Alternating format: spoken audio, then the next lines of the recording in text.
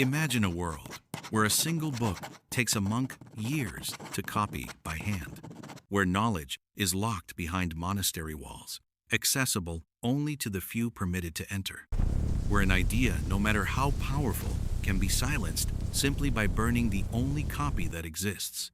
For over 1,000 years, this was the reality of Europe.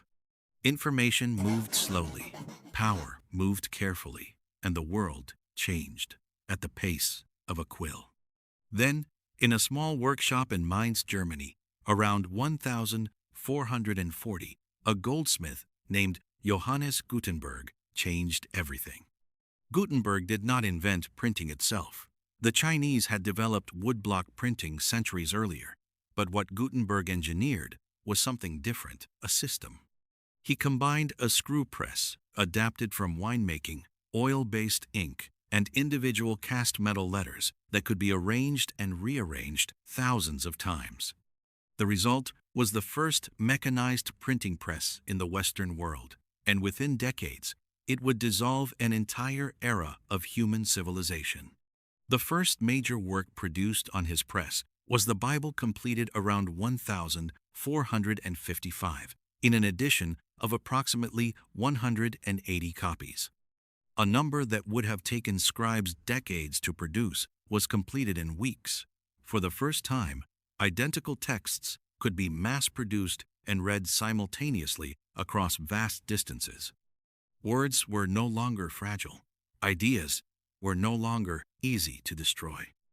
By 1500, 20 million books had been printed across Europe. By 1600, over 200 million. A continent that had been largely illiterate began to read. A population that had received all of its guidance from a single authority, the Catholic Church, began to encounter competing voices and radical new ideas. The press did not simply distribute information, it democratized it. In 1517, Martin Luther nailed his 95 Theses to a church door in Wittenberg. Under any previous century, it would have remained a local dispute. But Luther's theses were copied onto the press, translated into German, and distributed across the continent within weeks.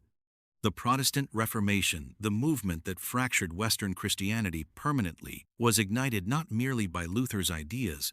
Scientists like Copernicus and Galileo could now publish their findings and reach scholars across borders before any authority could suppress them.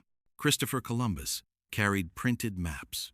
The age of discovery sailed on knowledge made possible by the press. The Catholic Church attempted censorship. The Index Librorum Prohibitorum was established in 1559, but the press had already outrun control. Books crossed borders. Ideas multiplied faster than they could be burned. The medieval world, built on hierarchy and the concentrated custody of knowledge, could not survive the age of infinite reproduction. By the end of the 16th century, the Church had fractured. Kingdoms were becoming nations. Science was becoming a discipline.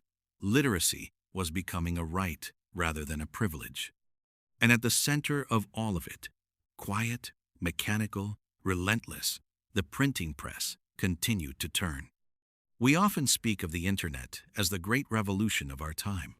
But 5 centuries before a single web page existed, a goldsmith in Mainz pressed ink onto paper and set in motion a transformation so profound that it ended an age. The medieval world did not fall to an army.